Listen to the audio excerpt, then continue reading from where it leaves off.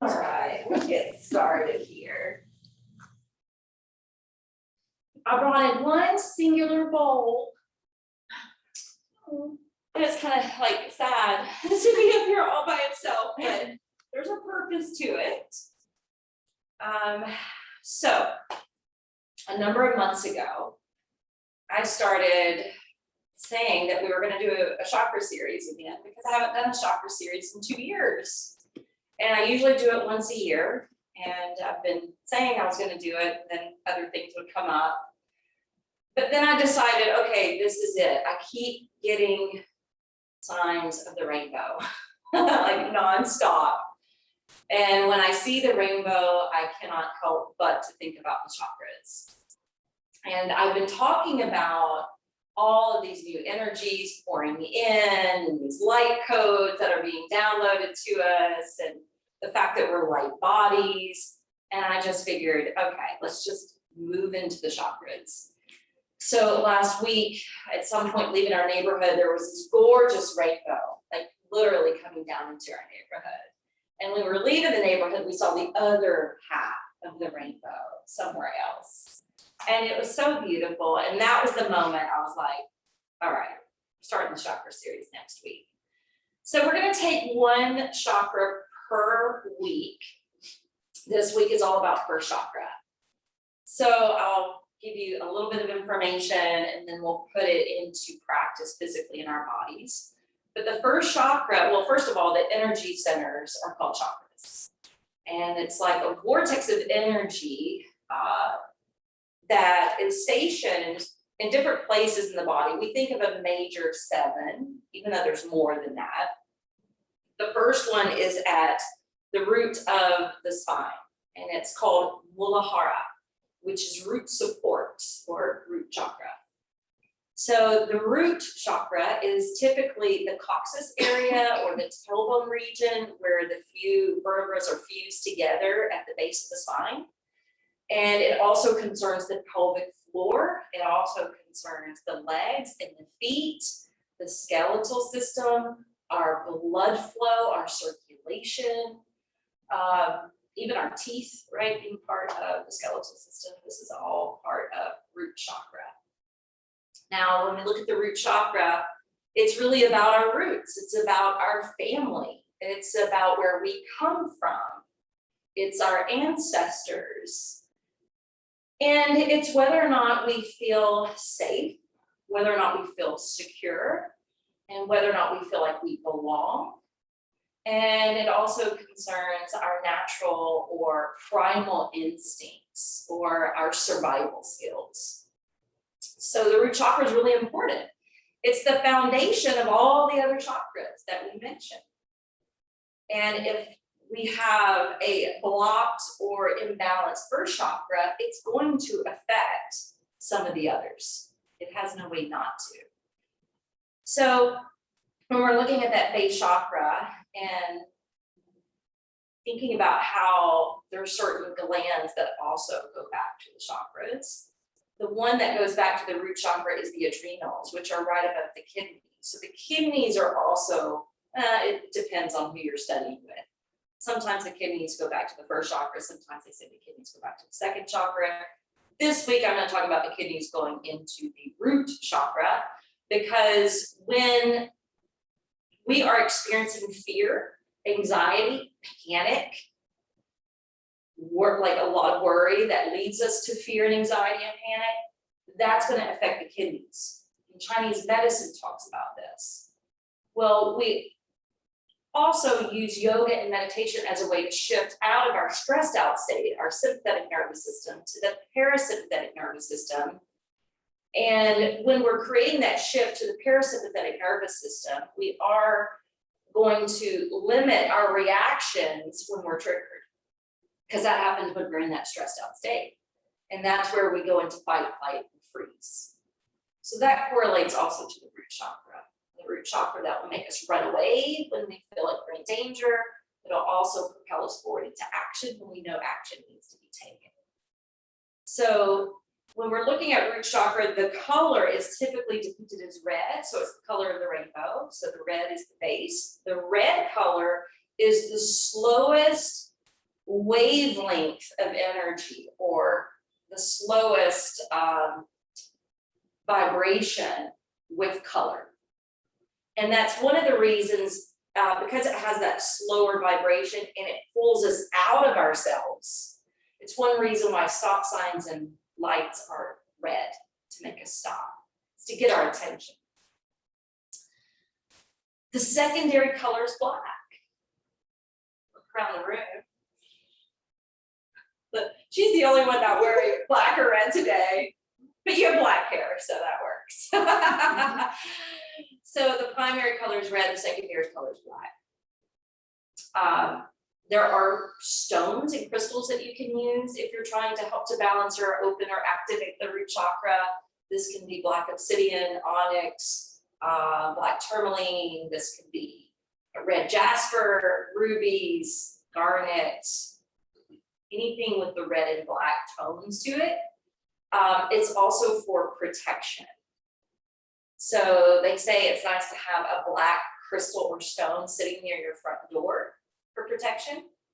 It's also a nice idea to plant or to bury those type of stones at the corner of your house to create kind of like a protective shield around your house and for your family. Certain oils are good for the root chakra. Rosewood would be good for the root chakra. Rosemary oil. Sandalwood is good for the root chakra. There's certain affirmations we can use that will help with the first chakra, and I'm going to wait and save those for the end for Shavasana. This bowl is for the root chakra. I will play it at the end. The note is C. The instrument that goes along with the root chakra is drums. So think about, that's our primal instinct. If that's more of our ancestral type of roots, the first instrument created, where's the drums? When we think of drums as being more tribal. So a great thing that you could do to activate or to balance out your first chakra is go to a drum circle. You can dance, right? Using your legs and feet to move. To go hiking in nature is a great way to balance the root chakra. To go earthing. So if you think about what's happening with the changes on the planet, Betsy and Patty and Elena have heard me talk about this a lot this past year. There's a lot happening with the planet, and we're just now starting to hear the information. I think they just said it like 4 days ago, publicly through media. But it's actually been going on. The Schumann's resonance has continuously been increasing, and that's like the heartbeat of the planet. That's the electromagnetic field. It's steadily increasing, which means the energy is increasing here on Earth, which means it's increasing in our bodies, which means we have to excel with it. And when we're doing that, well, we are doing that. We already are doing that. But if you're feeling like your body has a lot of inflammation, if you're feeling really off energetically, emotionally, something you could do is earthing. They've talked about that for a number of years now, just going barefoot in the sand, on the soil, in the grass, something natural, and doing that for about 10 minutes to create some balance. But the planet is also shifting, the poles are shifting. That's one reason why we're having all the floods. It's one reason why we're having the earthquakes. And there's been predictions in the fires. And there's a prediction that more of this is going to continue to happen through the rest of the year. So it's going to become more and more ingrained in us to pay attention to what's happening with the environment. But it is a natural thing for the earth to be going through. Yes, I think humans have a little bit of a play with that. However, it's also a natural cycle. The earth has to shift every so many thousands of years, and we're going through that now. So basically what I'm trying to say is the whole foundation, the earth, the element for the root chakra is the earth. And so a lot of our foundation is being shaken up. It already has been with 2020 and COVID and restrictions and lockdowns and businesses closing and businesses opening and families being broken up with all of this. And then we see the shifts happening at a planetary level. So all of this is affecting our root chakra. So we need to maintain as much balance as possible. Using the color red and black can help for grounding, but it can also be used in our foods, eating red tomatoes, eating red strawberries, beets, anything that has root. Even though a carrot is orange, it's still a root vegetable. Eating more proteins, eating meat is a way to get more grounded, good for the first chakra. So with all that being said, we'll start on our backs. Got some of the information now. We'll roll down to our spine. I want your hands to be placed on your stomach region. Elbows landing to the floor. Eyes closed. And at first, when you close your eyes, just feel the contact of the earth beneath your body. Feel that sense of security with the support holding you here. Feel the gravitational pull drawing you downward, getting the bones heavy.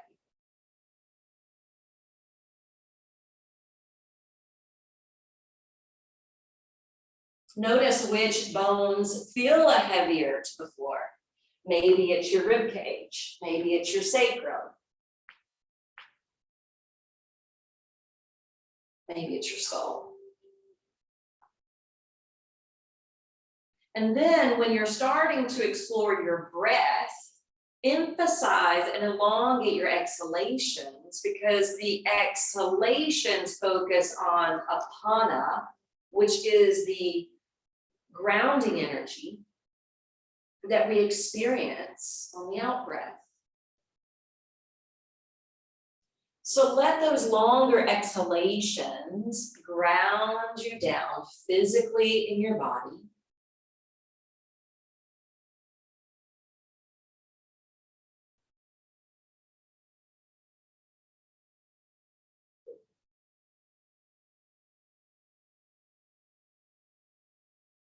Continue to breathe in and out through the nose, but set your own intention for being in class today, which may be separate and apart from our focus.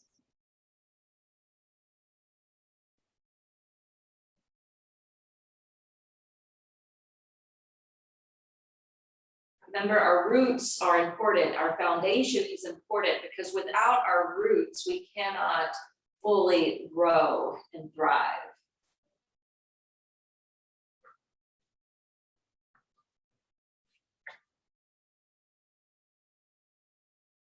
Doesn't mean we can't evolve past our conditioning. That also accelerates our growth. Let's take 2 more breaths.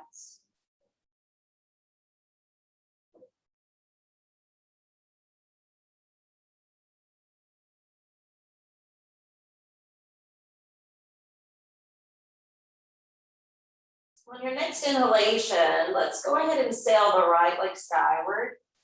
And you're going to catch the back of your leg with your hands. On your in-breath, you're going to point the toes towards the ceiling. And as you exhale, you're going to fly up through the heel of the foot, dropping the toes downward. Inhale with the plantar flexion and exhale with the dorsiflexion. Pointing the toes on the in-breath, flexing the ankle on the out-breath. Continue this. You may notice you could potentially need one more than the other. Where do you feel most tight? What do you need to loosen up? Where do you need to get some blood flow?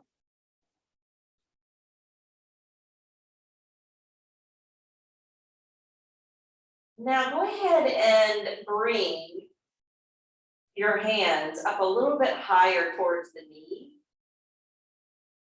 Maybe even sliding it towards the calf if you have enough flexibility.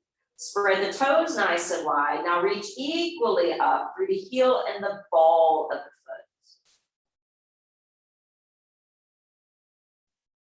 foot. Padangusthasana A.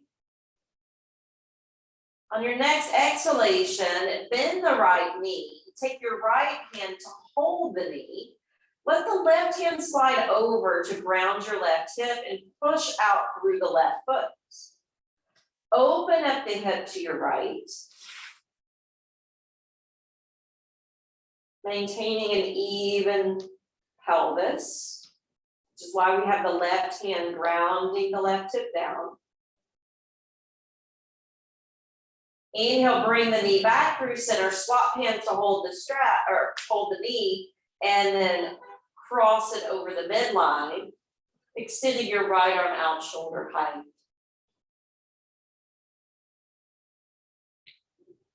Unwind from the twist, slide your right leg down the lane of your mat and take your left leg skyward. Hook your hands and lace them behind your thigh. Padangusthasana A, and then we'll start by pointing the toes on the inhalation and flexing through the ankle on the exhalation. Pointing on the in-breath, dorsiflexion on the out-breath. Continue that movement. You may notice each side's a little different.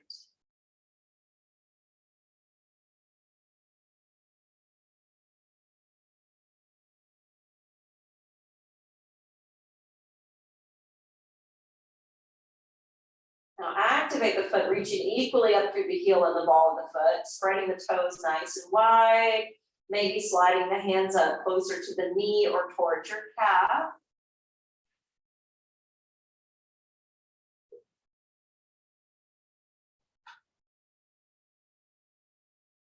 One last deep breath. And then exhale, bend the left knee, stack your left hand on top, let your right hand stack on top of the right hip, and then open up to Padangusthasana B in the supine form. Right leg's gonna stretch out. Now inhale, draw that knee through center, swap hands to hold it, and cross it over your midline into a twist.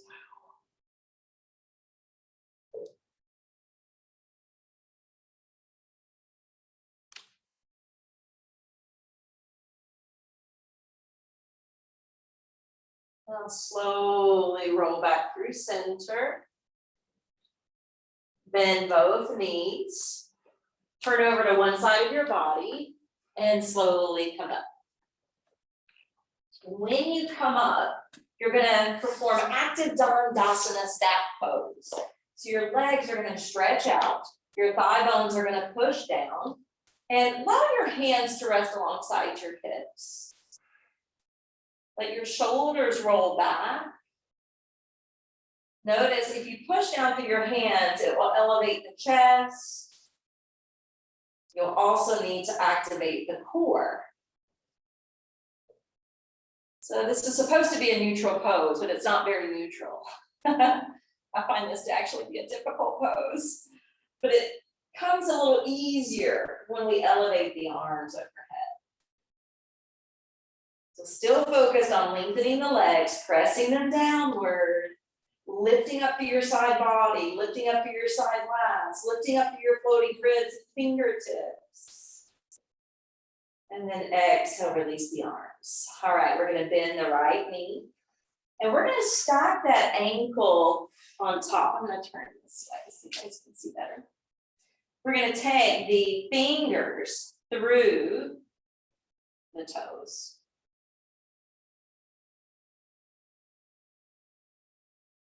Just like we were getting a pedicure. By the way, that's another thing you can do, and then start to circle your ankle. That's another thing you can do actually when you're feeling really imbalanced in your root chakra. Go get a pedicure. Go get some reflexology. Have someone touching and massaging your feet.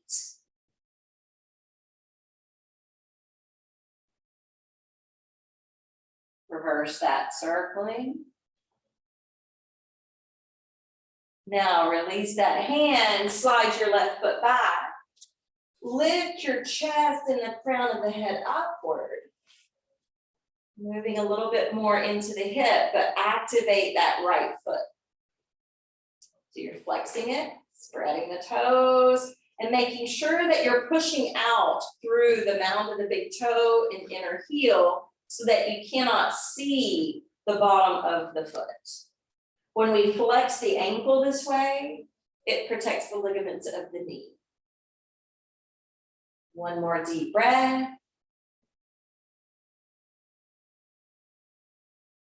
On your exhalation, slide your left leg out, release the right.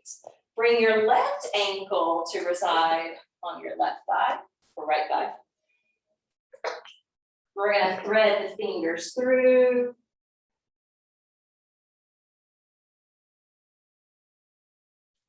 We're gonna rotate the ankle.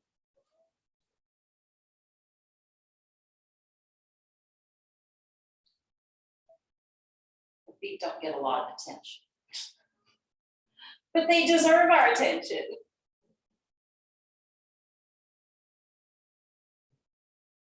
Especially if you ever see the map of the reflexology chart and you see what all the different points go to, whether it's the back or whether it's the colon or whether it's the kidneys or whatever.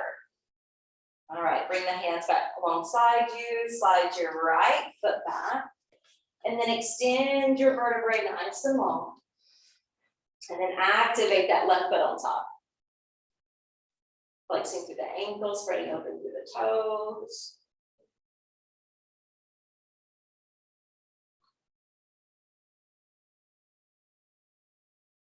One last breath. Exhale. You can slide that leg out to remove that foot. We're going to come up to stand. We're going to stand at the top of the mat. So in years past, when I've done this series, I've always done an Iyengar practice for the first chakra. I'm changing it up this year. I didn't feel like doing Iyengar this year. So spread out through those soles of the feet. And the reason why I did more Iyengar is because I usually focus just on the standing poses to build the agility up in the sitting poses. But really lock in your legs once you root your feet. Hug the muscles to the bone, zip up through your midriff. Elevate your chest up, stand tall and attentive in Tadasana. So typically we'd be using blocks to really get the muscular engagement. So I'm just going to trust that you're doing it for yourself here. Lift the arms up on your in-breath. Flow down into a forward fold on your out-breath.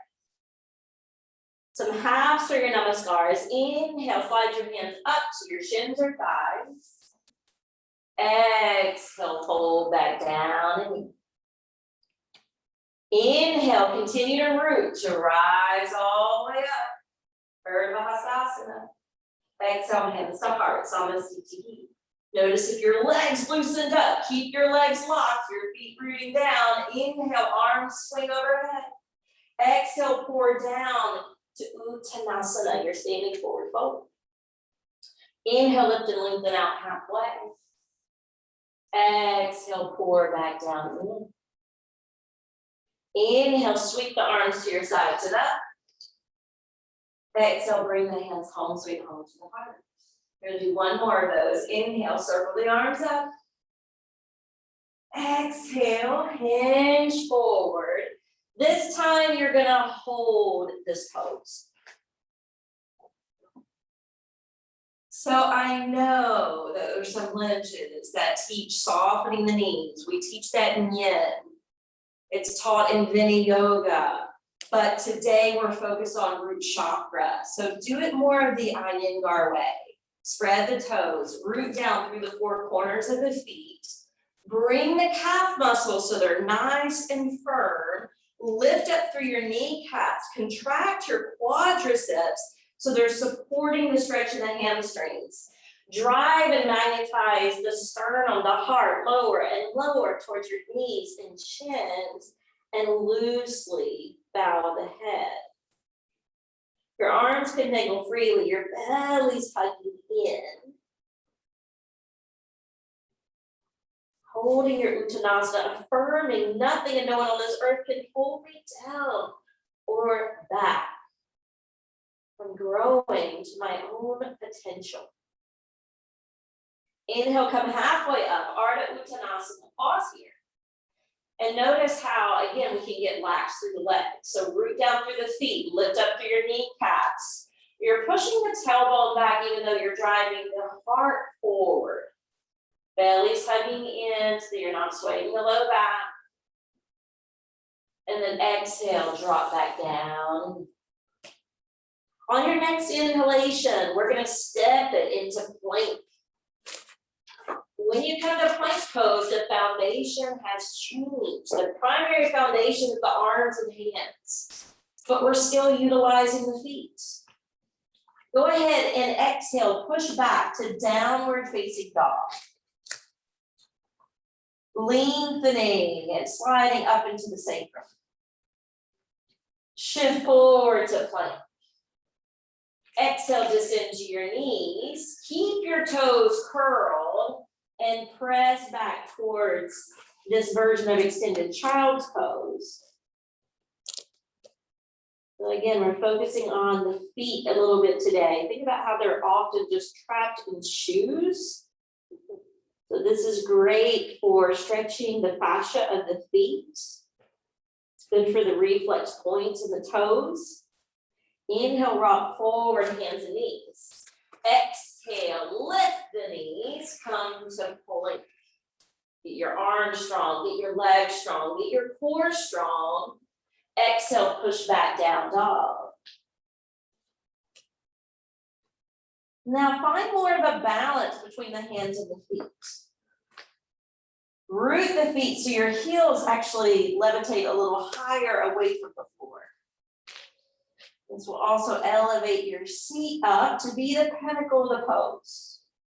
Inhale, come forward, shoulders return over the wrist to plank.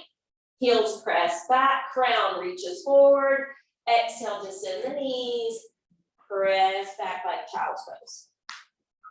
The focus is in the feet here. I'm not going to make you do Thai goddess. This is going to be as brutal as it gets. Inhale, rock forward. And lift to plank. Do one more set. Exhale to Adho Mukha Svanasana, downward facing dog. Stretch through the underside of the arms into the pits of the arms. And then continue to lengthen up through your side body into your hips. Press through the feet, lift up through your heels, through your calves, through your sits bones. Exhale, descend down to your knees. Press back into extended child's pose with the toes curled under. On your next inhalation, rock up to hands and knees. Lift to plank position. Push back to downward facing dog. And we're ready to move on. So let's step slowly, walking each foot one at a time to return to the top of the mat. Once you return to the top of the mat, fold into self. Reactivate your feet, reactivate your legs, reactivate your core. Heel toe the feet slightly apart. Bend the knees if you need to hook your first two fingers, your peace mudra, around each big toe. Now, if you can straighten out your legs, fly the elbows forward, open up some space for your chest, and then lower the head and more as if you were going to look up towards your navel. Breathe. Again, it's okay to have the knees bent because I know a gentle class, we're not always trying to touch the toes. In this case, we are. Monitor your body, do what's necessary, do your best, leave the rest. When you're ready, release the mudra from the feet. Take your hands to your waist, stay strong through your legs, keep your spine extended, slowly come up. Woo, hamstring's gonna be feeling tomorrow. Bring the feet more together. All right, at this point in the practice, I'm gonna be turning this direction. You may prefer turning your mat as well, so that we're facing each other this way.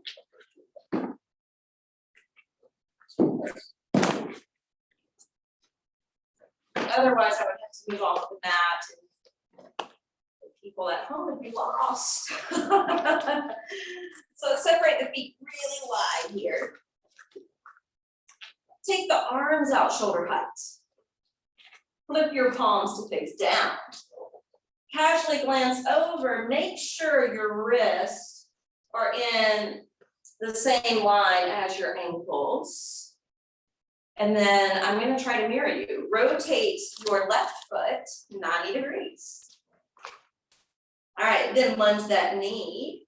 Take Virabhadrasana 2. So warrior 2 position, we don't wanna be leaning out over that left thigh. We want to keep the head over the heart and the heart over the hips. Separate your thighs wide. Gaze down the left fingertips. And as you exhale, we're gonna bring the elbow down to rest on the knee, and we're gonna take the other arm skyward. Now, I want you to focus on what you're feeling through your foundation, which the primary foundation here is the feet. Notice how all the extra weight's coming into that left foot, but it doesn't have to. So plug your right thigh back and really plug your right foot down. Equalize the weight there. Equalize the effort. Good, now inhale, come up to Virabhadrasana 2. Slowly straighten out that leg. Now, flip your left hand, turn the palm open. Good, inhale, lift that arm up. Gaze up. And as you exhale, you're gonna re-lunge the knee, and you're gonna take it over into Parsvakonasana side angle. This time the top arm's going across the ear. Good, do a flow. Inhale, straightening the left leg, lifting the left arm skyward. Exhale, pouring down, but letting that top arm angle across the face this time. We're gonna do one more of those. Inhale. Old version of triangle pose. Exhale, side angle. Now again, we're gonna pause here. Put the emphasis of weight in your back foot. Good, now reach from your right heel through the right fingertips. And now dial your heart a little bit more skyward. Beautiful, lots of effort here, right? Lots of fire through the legs. Inhale, draw it up. Relax your arms. Okay, turn that left foot in. How are you doing? Okay. Arms stretch out. Again, checking that proximity. Wrist over ankles. Rotate your right foot now. Lunge that knee. Take warrior 2. Stacking that knee over the ankle, keeping the spine more erect over the pelvis. Gazing down the right fingertips. Exhale into side angle. We're just gonna prop, keep it more gentle. This back arm is gonna lift straight over the shoulder. Spread the fingers wide. And notice when we start to lean our upper body one direction, all the weight tends to sink in that foot. So light up your inner awareness, plug your left thigh back, really sink and anchor that back foot to the floor. Beautiful, inhale, draw it back to warrior 2, straighten out that leg, flip your right palm open, and then carry it up towards the heavens. Exhale to side angle. We're just gonna flow it first. And then we'll pause and hold it a little bit longer. Good, inhale, straighten the right leg, lift the right arm. Exhale to side angle. Now taking that arm across the ear. One more. And then this time we'll be a little bit more meticulous in this pose. Make sure the knee that's lunging is directed towards the center of the foot, not angling in or out. And then plug the back foot back down firmly into the floor. So press through the left heel, reach out to the left fingertips, and see if you can dial the heart and pivot it skyward. One more breath. And then inhale, let's draw it up. Good, turn that foot in. No. Woo, lock for the legs. Shoulders are gonna roll back. And then we're slowly gonna hinge halfway down. When you hinge halfway down, tailbone's reaching back, crown of the head extends out. Allow the fingertips to come to the floor. If you need blocks, it's a good time to grab them to bring the floor to you. Shift your weight forward towards your toes a little bit. All right, now if you can continue to bow forward, do so. Walk your hands back in line with your feet. Prasarita Padottanasana A. Arms are gonna squeeze more together.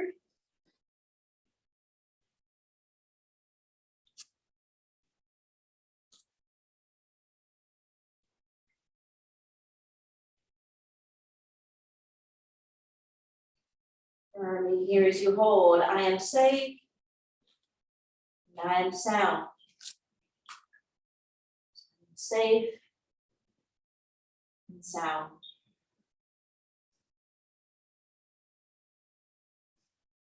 Inhale, lift your head up, walk your fingertips forward. Take your right arm and radiate it out and up towards the sky.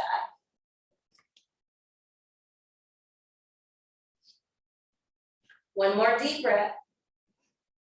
Exhale, lower that hand down, and then we'll sweep the other arm. Keep the spine long, remember in twist. We'll receive more benefit for the spongy disc. In between, if we have length through the spine before we rotate. Exhale, bring that hand down. Again, if you need blocks under you, totally fine. We're gonna turn the toes towards the corners of the mat. We're gonna lunge the right knee. And then we're gonna walk it over to the left knee. We're gonna keep this moving, skating from side to side.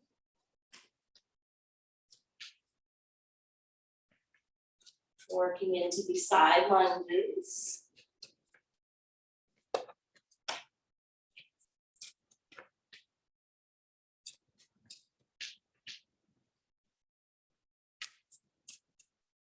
Good, go ahead and re-straighten the legs. Turn your feet to be parallel. Hands to your hips to come to stand. All right, we're gonna bring it back to the floor. But while you're standing, if you wanna step off your mat and turn your mat the other way again, you can.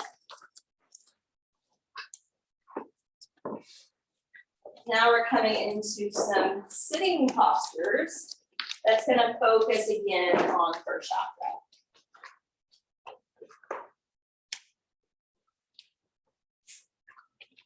If you have the tendency to have the tailbone tucked, you can't quite straighten your back or hinge forward from your hips because you have this tightness, sitting on a toss pillow or a folded blanket can give you this pelvic tilt forward, which is quite useful in forward folds. All right, so have both legs straight. Lift the arms back up into Dandasana. Reach out through your heels, push down through your thighs. All right, exhale. This time we're gonna hinge forward and we're just gonna let the hands come down to the mat. Fly the navel up and over the thighs. Fly the heart up and over the knees.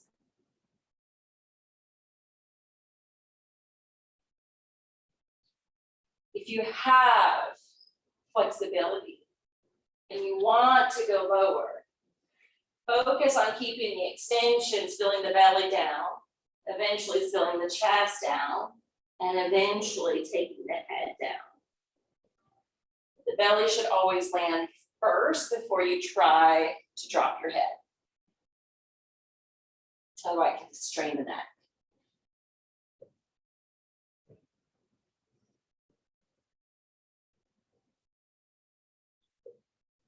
Your next in-breath, reach the arms forward, slowly come up to the top. And exhale, let your arms fan out to the sides and lower beside the hips. Slide your right leg back and then turn open from the hip. Take the arms back up alongside the face. Exhale, fold. Now, if your hands are shy of the foot, again, do the same thing we did earlier. Hands beside you, and then extending long through the vertebrae. If your hands actually can catch your foot, I want you to take your right hand to the pinky toe side, and I want you to cross your left hand over to the big toe side, and draw in from the navel and put a little spin through the belly.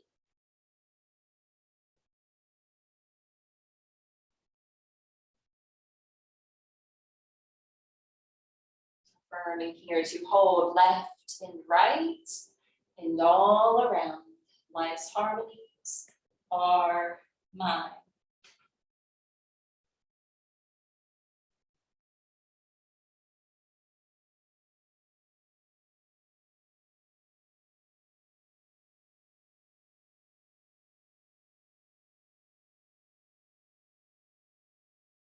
Inhale, slowly roll out. Take your hand up underneath the right knee. Bring it back up. Hook your left arm around. Notice how we have the tendency to slouch here. So extend up through your left side body as you turn into your twist. Turning from your belly, turning from your chest, and then lastly through your neck.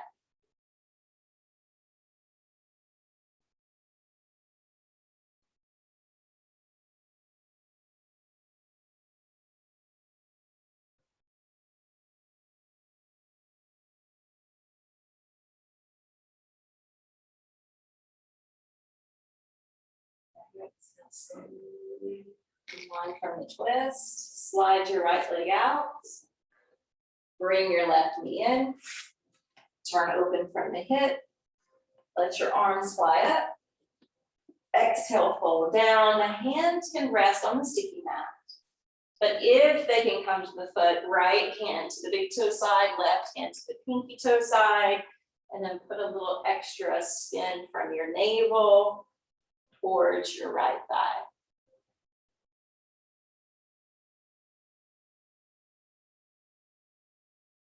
I learned this variation from an Iyengar workshop when I first started yoga. It was at a place called the Yoga Room in Berry Hill, which doesn't exist anymore.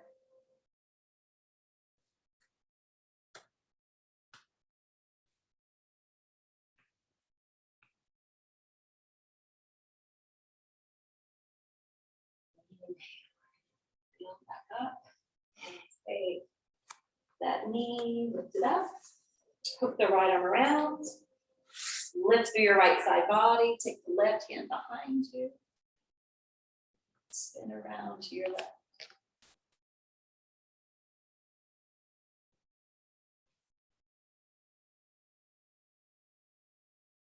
Washing and rinsing away any fear, anxiety from your system.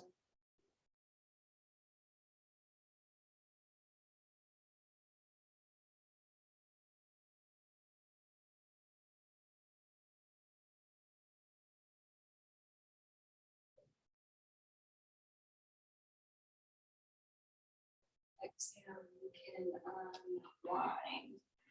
So in the blissful flow, we did plow pose and Sarvangasana to end our practice.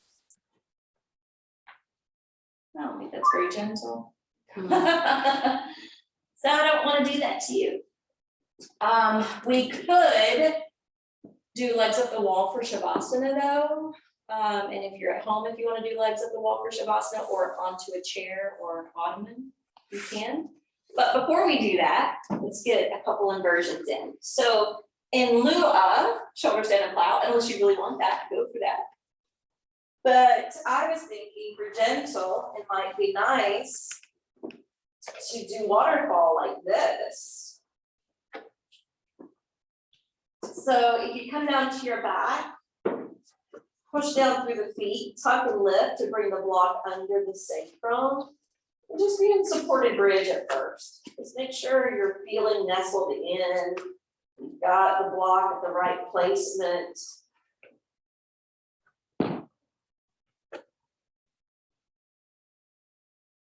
Then you can explore lifting the legs up, suspending them in the air. We're not trying to bring the legs towards the face. We're actually attempting to keep the ankles pretty elevated over the hips. This way, the belly stays expansive. And again, this is good for circulation.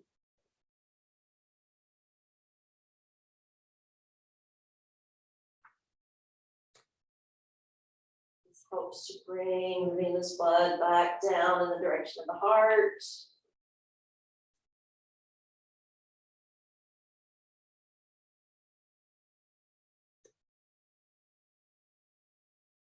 Try to hold this for at least 7 more breaths.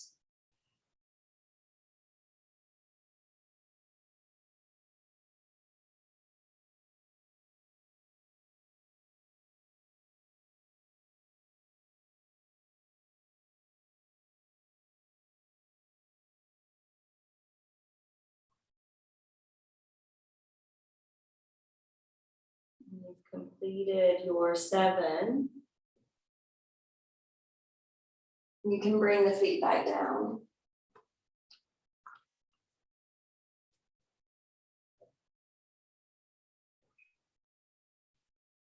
Once you come back to bridge pose, we're going to press down through the feet, tuck and lift again. And roll it down 1 vertebra at a time.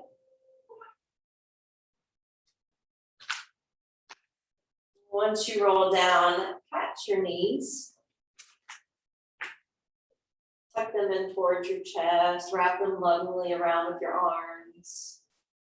Give your kidneys some love by rocking gently, side to side.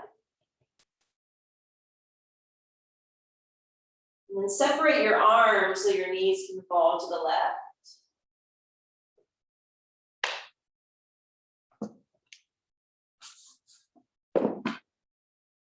So we're trying to emphasize the first chakra and awaken that energy more. The twist help to bring the energy up.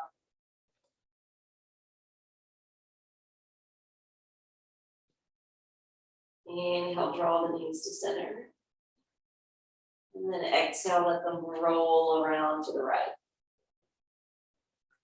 If your knees have some separation, you can always put a block under your knees so that they can meet each other, or you can place a blanket or bolster in between.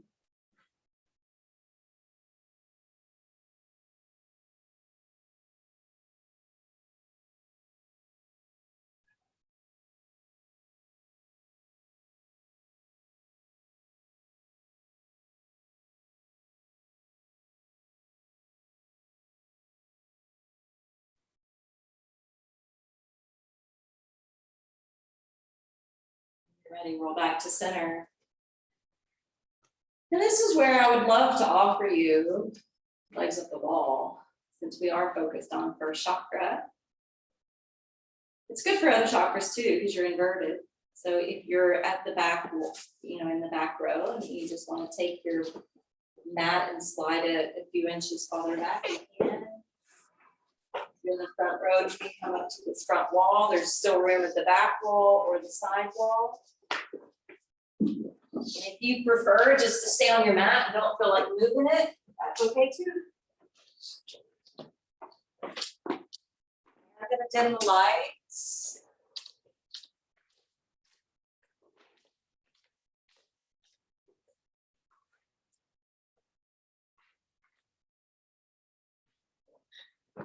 Jen has been providing some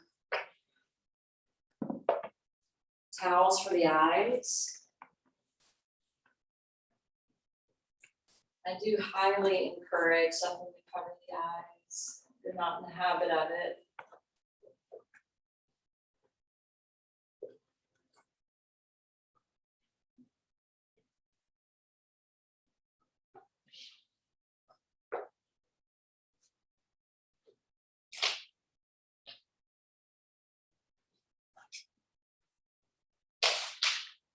So hopefully by now you're feeling more connected to your lower body. Hopefully you're feeling more grounded in yourself, more connected to the earth element.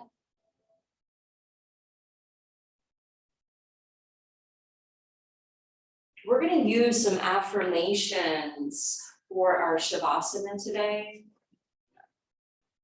But before we get into the affirmations, I want you to imagine one of two things. If you're flat on your back, I want you to imagine that there's like a flashlight turning on in your head, and it's shining a red beam down your spine. And once it gets down to the tailbone area, let it expand out across your hips and move down through your legs and feet. If you're supine but have your legs lifted up the wall, imagine that above your feet is a spotlight shining red beam of light that is coming through your skin and lighting up your whole lower body.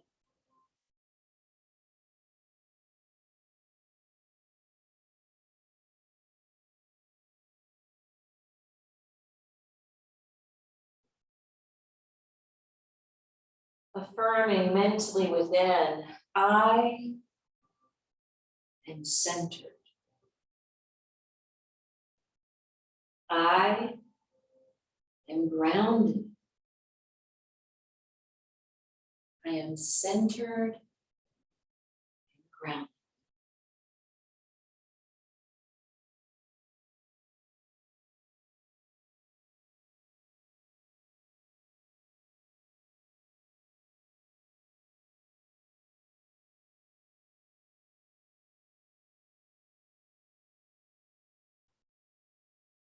Affirming mentally within, I am safe. I am secure. I am safe and secure.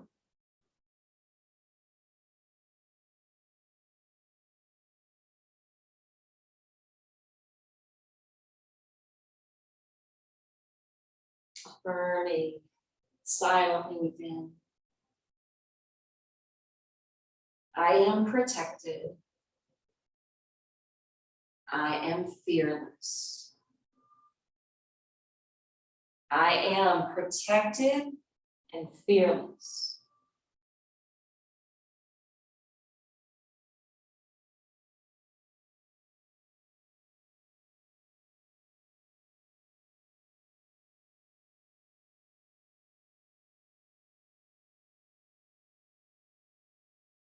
Affirming, I love my body.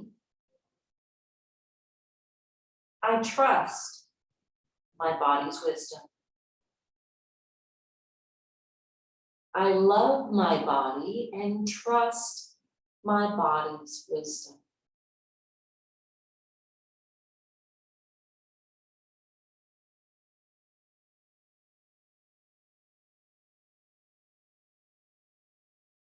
The last affirmation I would like you to repeat over in your mind.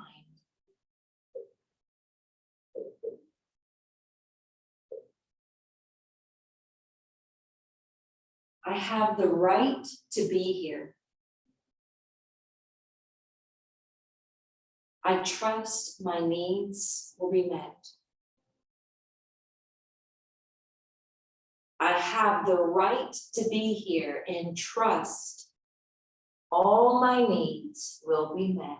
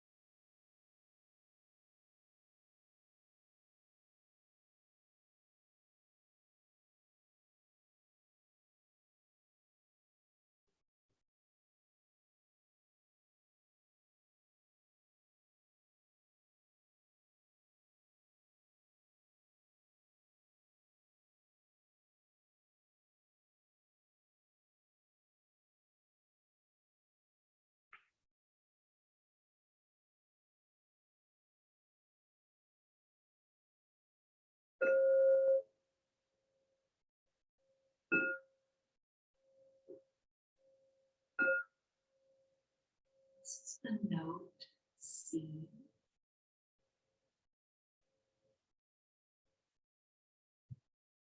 Let's see.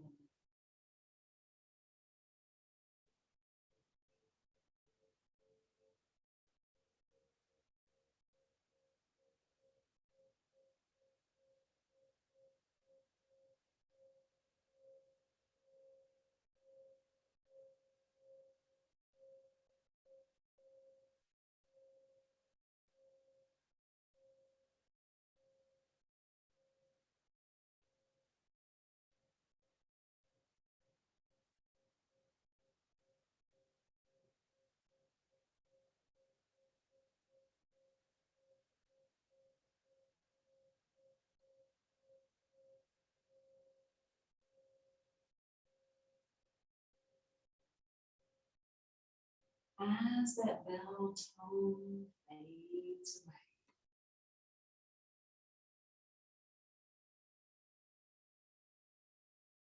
Start controlling the breath again.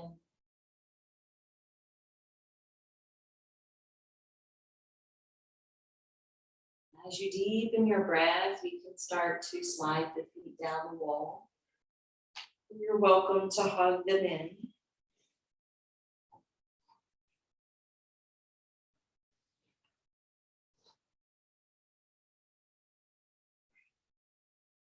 Rolling to one side of your body, coming up to take a seat.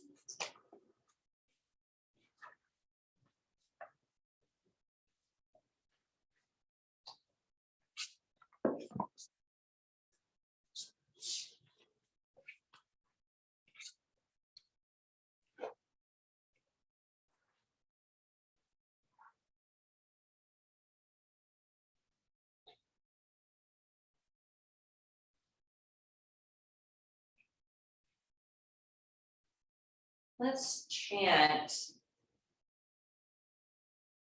the sound for the first chakra together. It's Lam, L-A-M, Lam. We'll chant it like Om, except it'll be Lam. Bring your hands to prayer position. Take a deep breath in. Lam.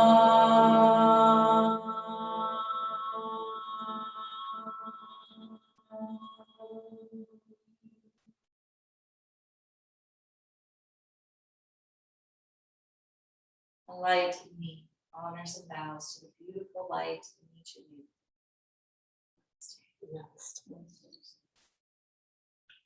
So we will continue first chakra all this week. We're going to do a little active gentle on Wednesday, but not much. I basically want to focus on some balancing poses to start off the practice Wednesday, and then we'll move into restorative. And then we'll take each chakra 1 week at a time. So next week we'll move up to the second chakra, hips. Thanks for joining, you guys.